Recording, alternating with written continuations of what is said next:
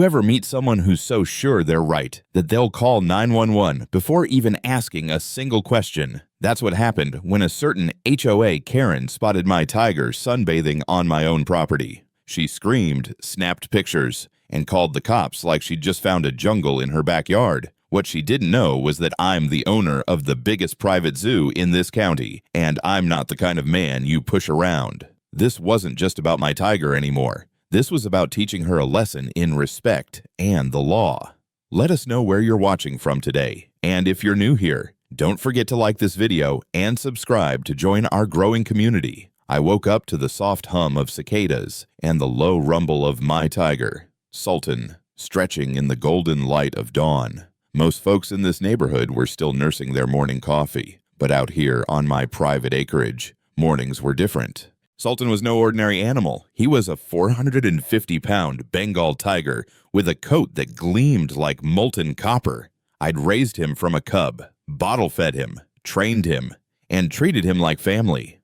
Owning a private zoo wasn't just my job, it was my life. That morning, Sultan lay sprawled in his favorite spot on a grassy rise near the fence line, soaking up the warmth.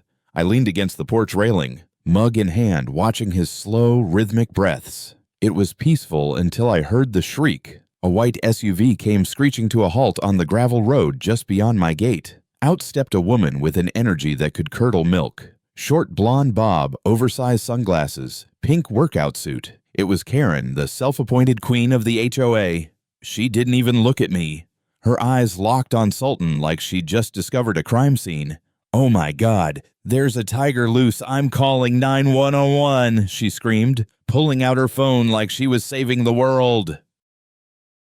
"Ma'am, that's my tiger," I called out, walking down the steps, calm as can be. "He's on my property, behind a reinforced fence. He's perfectly legal and perfectly safe." Karen gasped like I'd told her I was keeping a pack of wolves in my kitchen. "A tiger in a neighborhood, you can't have that. This is against HOA rules." I had to laugh. "Karen, HOA rules don't apply to me. This is private land, and Sultan here is licensed through the state. I've got all the permits, all the certifications. He's safer than your poodle." She wasn't listening. Her fingers were flying across the phone screen as she shouted into the speaker, "Yes, hello, 911. There's a wild tiger on Elm Creek Road. Yes. A tiger. I'm afraid for my life." I walked closer, careful to stay calm. Sultan's ears perked up at the commotion, but he didn't move. He trusted me. "Karen, you're wasting their time," I said, my voice low but firm. "This is my animal. He's not dangerous." "Do you really want to make a fool of yourself when the police see I've got full clearance?" Karen whipped around, her sunglasses sliding down her nose, revealing eyes burning with self-righteous fury. "I don't care who you are. People like you shouldn't own dangerous animals. I'm going to have you arrested." I sipped my coffee, not even flinching. Good luck with that. Minutes later, I could hear the faint wail of sirens in the distance. Karen stood by her SUV, arms crossed, like she'd just summoned the cavalry. "You're in so much trouble," she muttered. I turned and called out to Sultan. "Inside, buddy." The tiger rose gracefully and padded toward the open gate of his enclosure, moving with the fluid power of a born predator. Watching him obey me like a giant house cat probably made Karen's blood boil. When the patrol car pulled up, Karen ran to meet the officers, waving her arms and pointing like she was leading them into battle. "He has a tiger, a real tiger, right there." "You have to arrest him. He's endangering the whole neighborhood." The officers looked at me, then at the enclosure, and then back at Karen.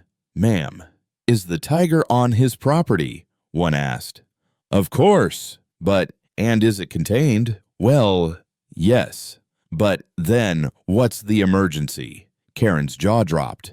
"It's a tiger. How is that not an emergency?" I walked up, calm and collected, and handed the officer a thick folder. "Here's my license, my USDA permits, proof of insurance, and vet certifications. I own and operate a private zoo here. Sultan's been with me for 8 years. He's not going anywhere." The officer skimmed the documents and nodded. "Looks all in order to me." Karen's face went pale, Then read, she sputtered. But HOA rules, ma'am, the other officer said firmly. This is outside HOA jurisdiction. He's within his rights. Karen looked like she'd swallowed a lemon. I gave her a polite smile. You might want to read the law before you call 911 next time. False reports can get expensive. She stormed back to her SUV, muttering something about calling the HOA board. I knew this wasn't over.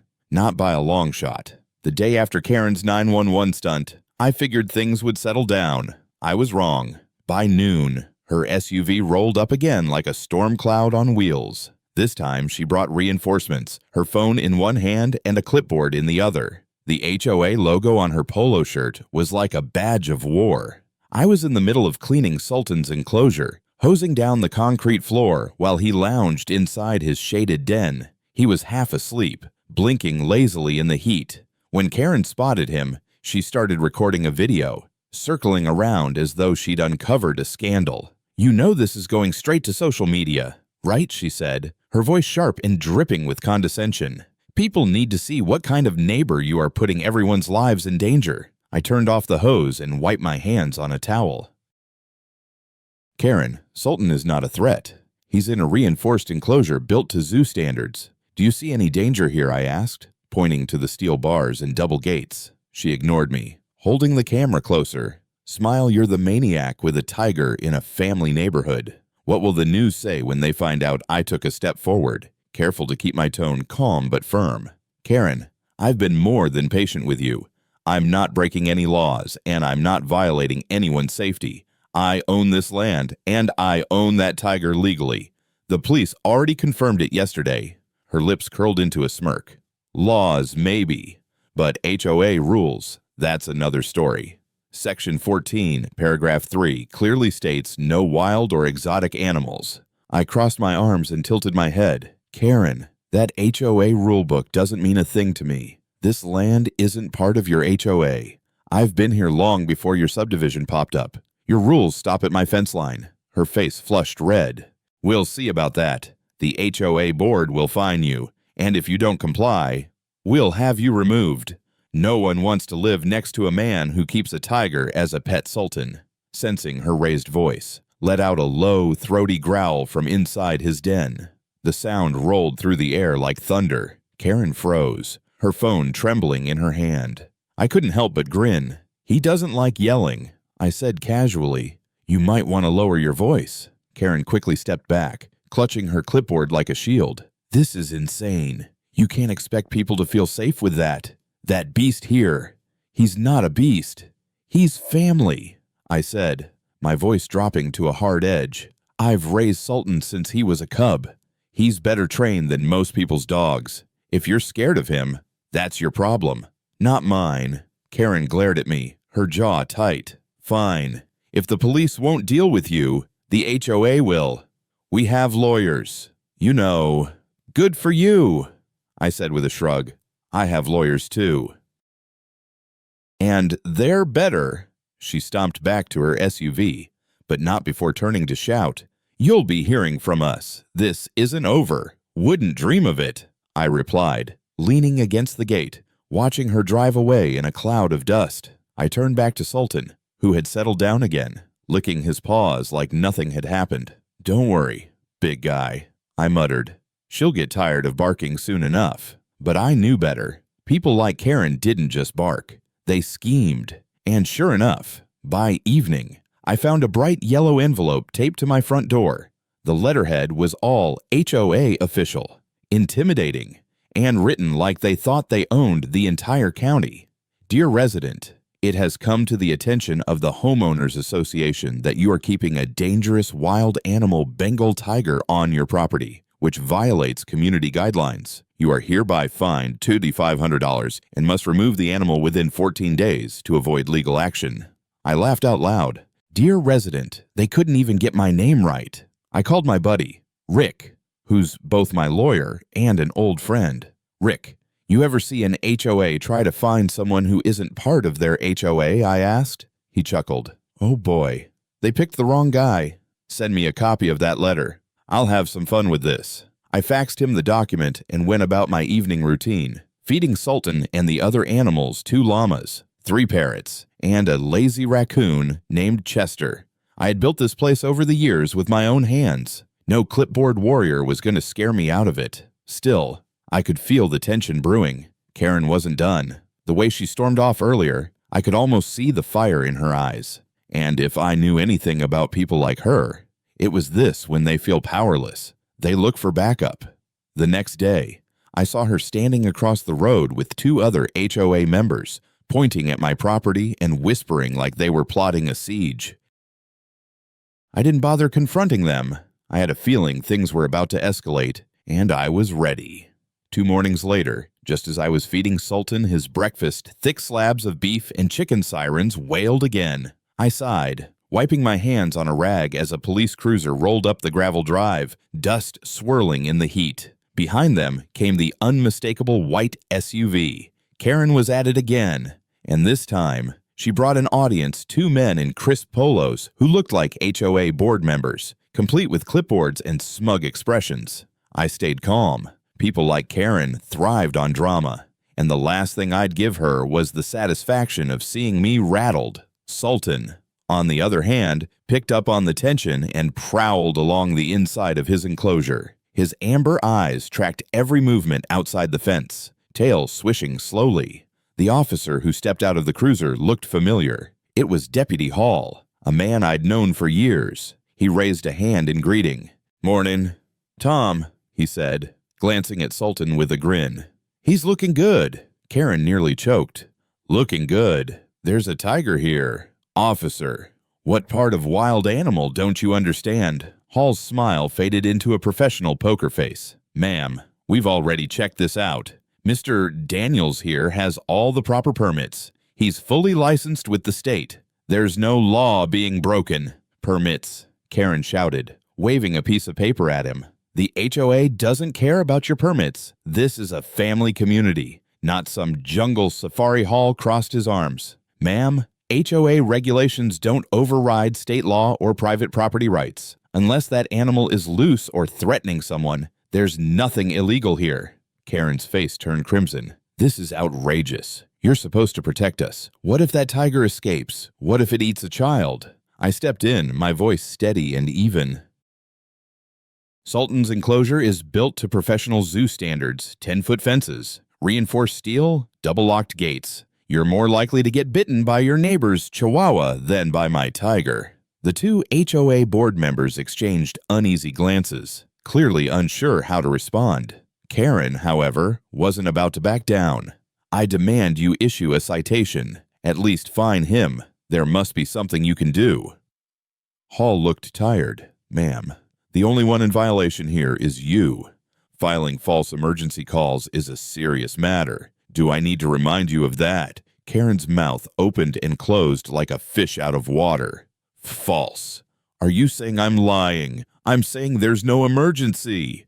Hall said sharply, "This is the 2nd time we've come out here because of your complaints. Next time, we'll be filing a report on you." That shut her up, at least for a moment. She turned her fury on me instead. "You just wait. The HOA will take you to court. We have the right to enforce safety." I smirked. "Karen, you don't have any authority over this land. Not 1 inch. But if you want to waste your HOA's money in court, I'd be happy to see you try." She stomped back to her SUV, muttering something about calling the county. The 2 board members followed, clearly less enthusiastic about the crusade now. After they left, Hall shook his head and let out a low whistle. "That woman's a handful," he said. "You don't know the half of it," I replied. "She's trying to scare me into getting rid of Sultan, but I'm not backing down." Hall patted my shoulder. "Good. She's all bark. Just make sure you keep those permits up to date. If she files a complaint with the county, they'll check everything." "Already handled," I said. "I run a clean operation. She won't find a thing." As Hall left, I stood by the fence watching Karen's SUV disappear down the road. I could feel the storm brewing. This wasn't just about a tiger anymore. It was about control. Karen wanted power, and she hated that I wasn't playing by her rules. Later that afternoon, a bright orange flyer appeared on my mailbox. It was bold and dramatic, plastered with exclamation marks.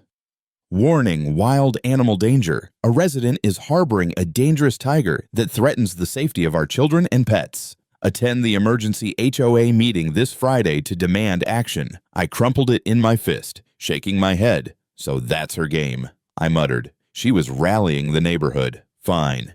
If she wanted a fight, I'd give her one.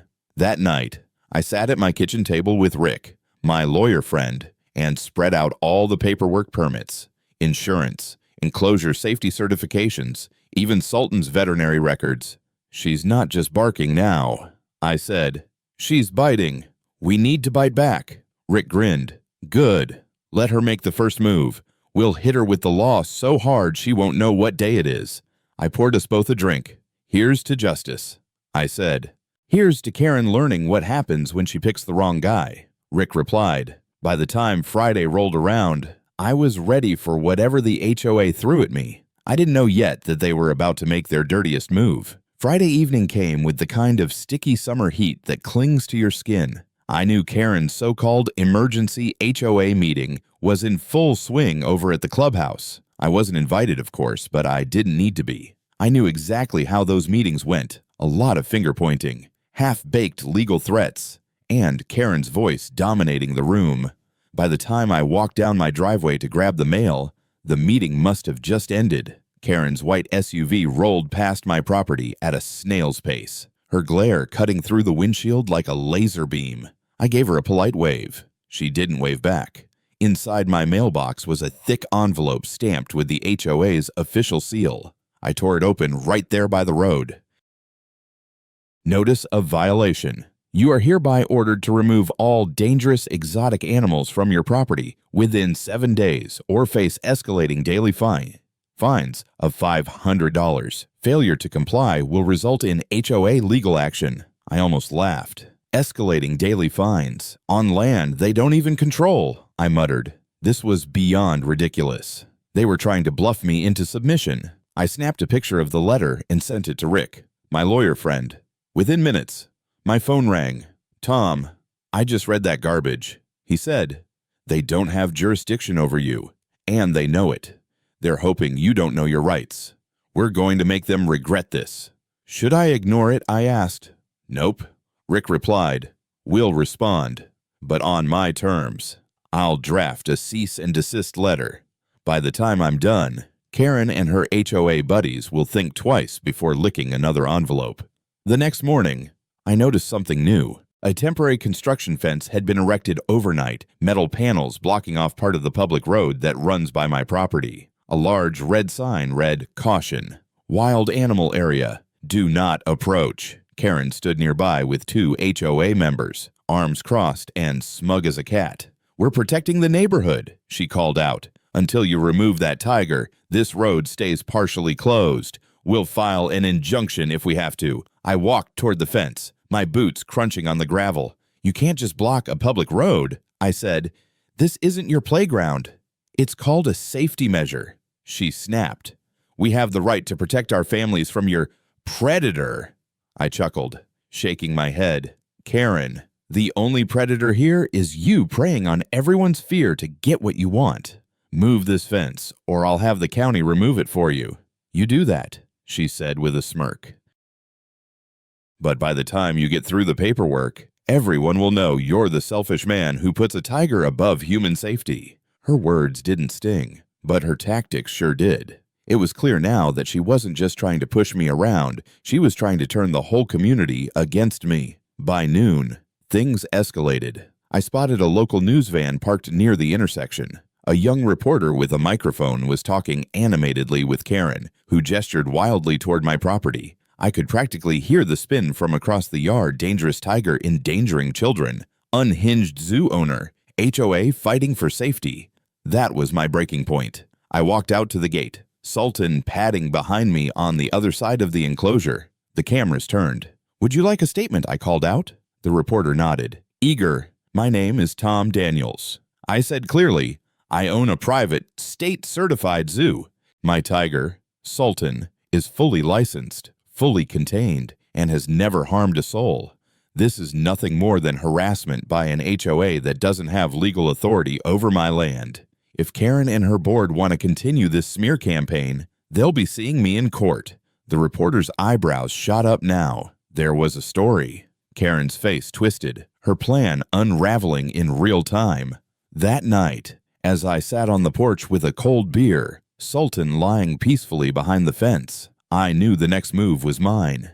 Karen and the HOA had gone too far blocking roads, spreading lies, dragging my name into the mud. "Rick," I said over the phone, "it's time." He didn't need me to explain. Lawsuit, lawsuit. I confirmed. Not just against the HOA.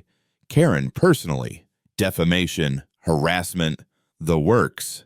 Rick chuckled. "I'll start the paperwork first thing in the morning. By the time I'm done, she'll wish she'd never heard the word tiger."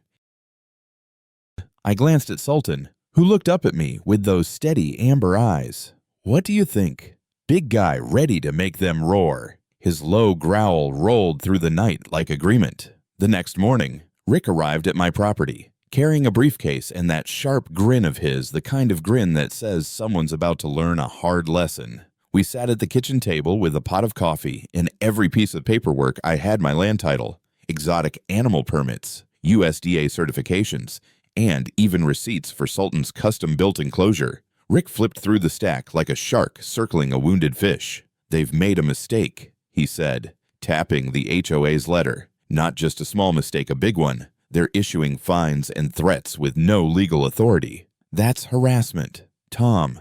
And that news clip with Karen calling you dangerous. That's defamation." I smirked. "So what's the plan?" Rick leaned back. "We go on the offensive. I'm drafting a lawsuit today naming the HOA as a whole and Karen personally. We'll seek damages for defamation, harassment, and obstruction. And once we file, I'll have a cease and desist letter delivered to their board meeting in person. Karen won't see this coming," I said, picturing her face. "Whoa, she'll probably scream like you've set a tiger loose on her," Rick quipped. And we both laughed. By Monday, the lawsuit was in motion. Rick's letter, thick and intimidating, was hand-delivered to the HOA office. It spelled everything out in no uncertain terms. The HOA had no jurisdiction over my land.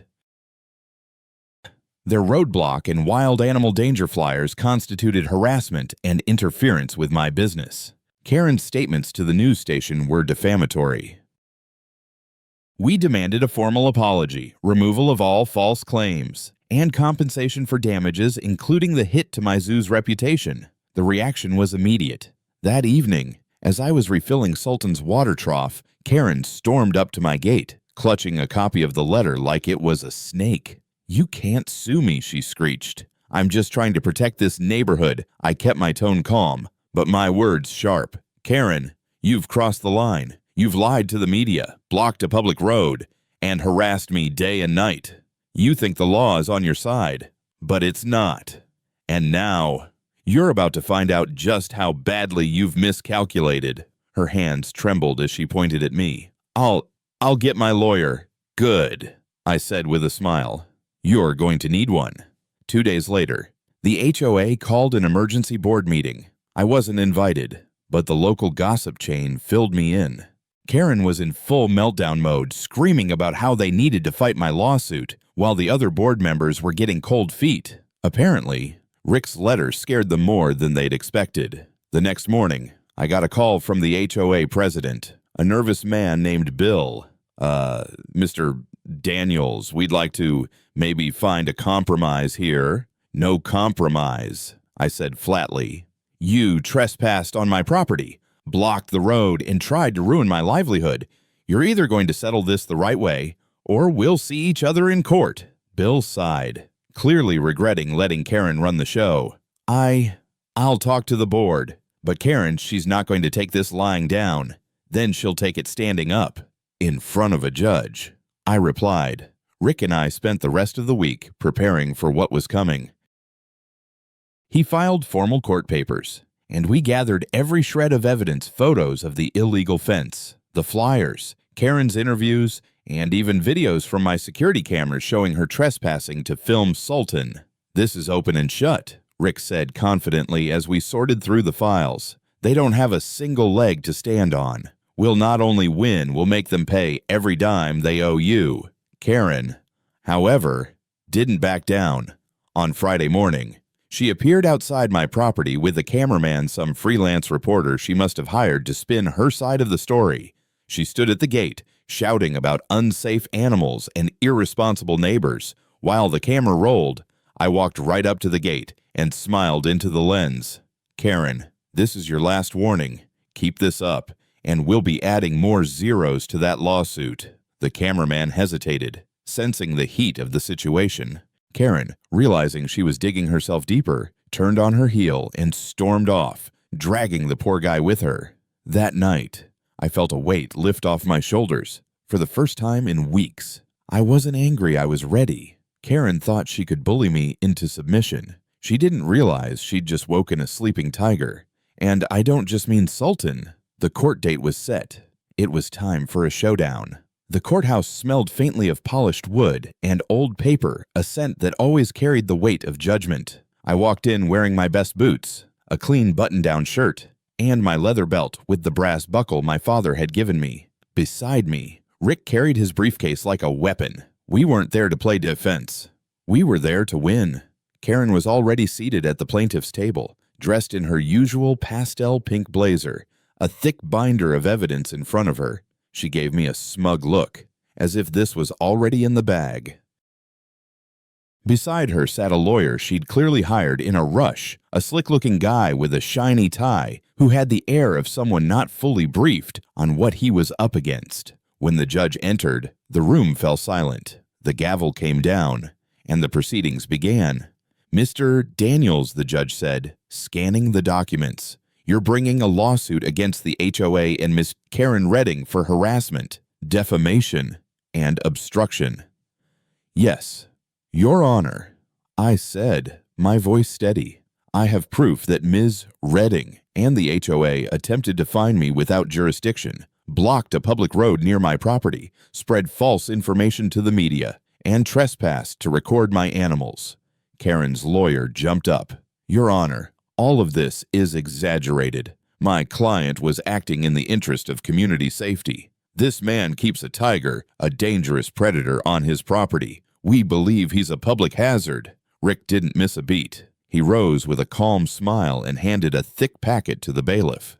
Your Honor, Exhibit A, my client's state and USDA permits for owning and operating a private zoo. He has passed every safety inspection. Sultan, his Bengal tiger, is housed in a facility that exceeds federal zoo standards. The police have already verified all of this twice. The judge flipped through the documents, nodding slightly. These appear to be valid. Karen's face turned red. But that doesn't change the fact that it's terrifying. What if the tiger escapes? Rick spoke again, this time with a voice like steel. Your Honor, fear is not a legal argument. My client's animal has never harmed anyone, nor has it ever escaped. The real issue here is harassment. Exhibit B photos and videos from security cameras, showing Ms. Redding trespassing on my client's property to film his animals, shouting threats, and distributing defamatory flyers around the neighborhood. The judge raised an eyebrow as the footage played on a small monitor. Karen's voice screeched through the speakers. We have to shut this down before someone dies. Karen's lawyer tried to recover. Your Honor, the HOA has rules. Rick cut him off. Rules that don't apply here. This property is outside HOA jurisdiction. We have the county maps to prove it. They have no authority over my client's land. Period. The judge glanced at Karen's lawyer. Is that true? The lawyer stammered. Well, yes, but no buts. The judge said firmly, if the HOA has no jurisdiction, then these fines and threats are entirely baseless. Karen looked like she'd just swallowed a cactus. You can't do this. He's putting us all in danger, she yelled. The judge's gavel slammed down. Ms. Redding, I will not have outbursts in my courtroom. This is a matter of law, not personal preference. Then came the turning point. Rick presented the damage estimate's loss of income from zoo visitors due to Karen's false media statements, the cost of removing the illegal roadblock, and emotional distress from weeks of harassment. Your Honor, Rick concluded, "We are seeking $50,000 in damages from the HOA and Ms. Redding jointly, along with a court order to cease any further interference with my client's property and animals." The judge turned to Karen's lawyer. "Do you have any rebuttal?" The man glanced at Karen, who was seething beside him. He sighed. "Your Honor, we request a settlement discussion." That's when I knew we had them. The judge ordered a brief recess, and Karen's lawyer practically dragged her into the hallway. Rick and I stayed calm, leaning against the bench as Karen's muffled shouting echoed down the corridor. When they returned, her lawyer looked like he'd aged 5 years. "Your Honor, we're willing to settle. We'll pay damages and issue a written public apology, provided this matter doesn't escalate further." I looked at Rick, and he nodded. "We'll accept the settlement if the payment is made in full and the apology is public and immediate. Otherwise, we proceed to trial." Karen looked like she wanted to explode, but she had no choice. The judge finalized the agreement right there. As we walked out of the courthouse, Rick clapped me on the back. "You see, that's how you tame a Karen." I smiled, breathing in the fresh air. "Feels good. But this isn't just about winning. It's about making sure she never tries this stunt again." "Trust me," Rick said with a grin. "She won't." The next morning, Karen's public apology hit every mailbox in the neighborhood. The letter was printed on HOA letterhead, her signature trembling at the bottom like it had been signed under duress because it had, "To our neighbor's eye, Karen Redding, along with the Elm Creek HOA, apologize for the false and misleading claims made regarding Mr. Tom Daniels and his property. Mr. Daniels is fully licensed and compliant with all laws regarding his animals. Our actions were based on incorrect assumptions, and we deeply regret the stress caused. Reading it was better than my morning coffee." I folded the letter with a satisfied grin and set it on the kitchen counter. Sultan let out a soft chuff from his enclosure outside, like even he could sense the victory. Later that afternoon, Rick called. The HOA's payment cleared. He said, "Full amount $50,000 wired directly to your account." They didn't even try to fight it. "Good," I said, leaning back in my chair. "Let's use a little of that to upgrade Sultan's enclosure. Maybe add a waterfall or something fancy." "He's earned it," Rick laughed. "If I didn't know better, I'd say that Tiger has a better lifestyle than half the neighborhood." "He deserves it," I replied. "Unlike some people, he's loyal." Of course, Karen wasn't the type to vanish quietly. For days, I caught glimpses of her white SUV creeping by, her eyes burning holes through my fence, but she never stepped foot on my property again. She couldn't afford another mistake, not after what that lawsuit did to her wallet and her reputation. The best part, the HOA board held a vote the following week, and Karen was removed as president. Word around the neighborhood was that her tantrums had cost them dearly, and the residents were fed up. One evening, I found myself at the local grocery store when one of my neighbors, a kind old man named Hank, walked up to me. "Tom," he said with a grin, "I just wanted to say, good job. Karen's been a thorn in everyone's side for years. Watching you put her in her place. Best thing I've seen all summer. Glad to be of service," I said with a chuckle. I didn't plan on making a statement, but sometimes you just have to stand your ground. Hank leaned closer and whispered, "Most of us didn't mind the tiger. Heck, we thought it was cool.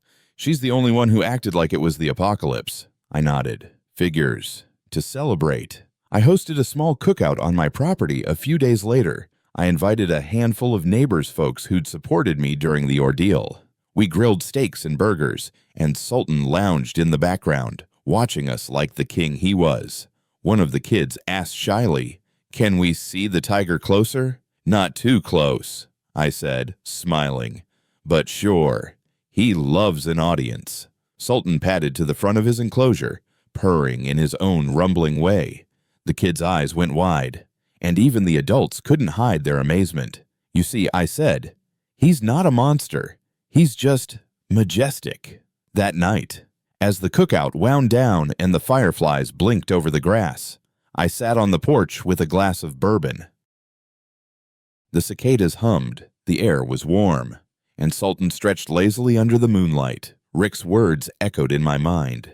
"That's how you tame a Karen." I smiled. It wasn't just about taming her, it was about reclaiming my peace. Karen had tried to bully me, to drag my name through the mud, but she forgot one thing: when you mess with a man who has built his life from the ground up, you better be ready for him to fight back. The next morning, I found Karen's SUV parked across the road.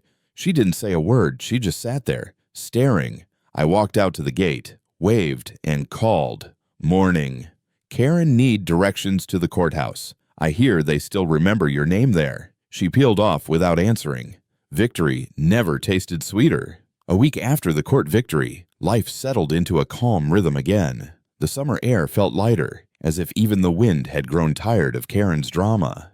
I spent my mornings like I always did, coffee in hand, watching the mist rise over the pasture while Sultan basked in the soft light. For the first time in weeks, there was no tension humming in the background, no threat of another confrontation at my gate. The payout from the lawsuit went toward improvements I'd been planning for years. I hired a crew to build a new observation deck for visitors at the zoo, upgraded Sultan's enclosure with a waterfall feature, and added a shaded pavilion where families could sit and watch the animals. Seeing children's faces light up as they watched Sultan play in the water was worth every dime. Karen, of course, had vanished from public view after her public apology and removal as HOA president. She stayed quiet. Occasionally, I'd catch sight of her white SUV creeping past, but she never stopped, never rolled down the window. It was as if she finally understood that this was a battle she couldn't win. One evening, as I was locking up the gates for the night, Hank, the neighbor, who'd congratulated me before, strolled over with his wife. Margaret. Tom, Hank said with a grin, you've turned this place into something special. I swear. Sultan's the star of the whole town now. Folks are still talking about how you handled Karen. They're saying you're the man who taught the HOA a thing or two about real freedom. I chuckled. I didn't set out to be a hero. Hank, I just wanted to be left alone to live my life. Sultan's family to me, and I wasn't going to let anyone bully me into giving him up. Margaret smiled warmly. It's good to see someone stand their ground. The world could use more people like you. Tom. Their words hit me harder than I expected. It wasn't about the money or even the legal win, it was about the principle. People like Karen count on fear and silence to get their way. But I'd learned something powerful during this fight. When you know you're in the right, you have to stand up, no matter how loud the other side screams. Later that week, I decided to host a community open house at the zoo. Free admission, free snacks, and a guided tour with Sultan as the main attraction. Families poured in, curious and excited. Kids lined up by the observation deck, eyes wide as they watched Sultan roll in the grass like a giant cat. Is he dangerous? One little boy asked. I knelt down beside him. Sultan's a wild animal, so we always respect his space. But he's gentle with me because I raised him since he was a baby. He trusts me, and I trust him. The boy nodded, a smile breaking across his face. He's cool by the end of the day. I felt something I hadn't felt in weeks. Pure pride. Not just pride in winning, but pride in what I'd built here. The zoo, the animals, the peaceful life I carved out. It was all worth fighting for. As the sun set, painting the sky in shades of gold and crimson, I sat on the porch with Sultan lounging just behind the fence. His eyes glowed in the fading light, calm and steady. You know, I said softly, they tried to take you from me, but look at us now. Sultan gave a low rumble, like he understood every word. I took a slow sip of bourbon, feeling the warm burn in my chest. Sometimes, life throws people like Karen in your path just to see what you're made of. Well, we showed them, didn't we?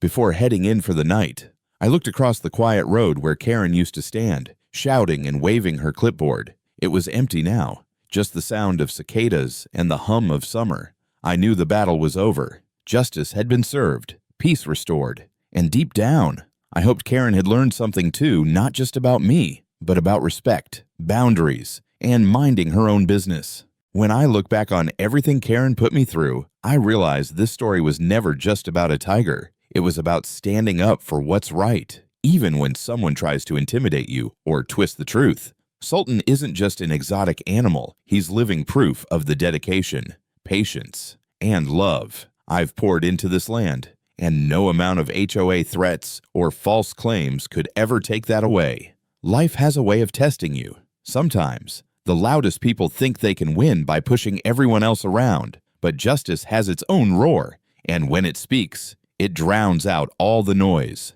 If you've ever faced someone like Karen, a person who thought they could bully you into submission, I hope this story reminds you that you're stronger than you think. If this story inspired you, give it a thumbs up, share it with someone who loves a good victory tale, and hit that subscribe button to join our community. More stories of grit, justice, and standing your ground are coming your way.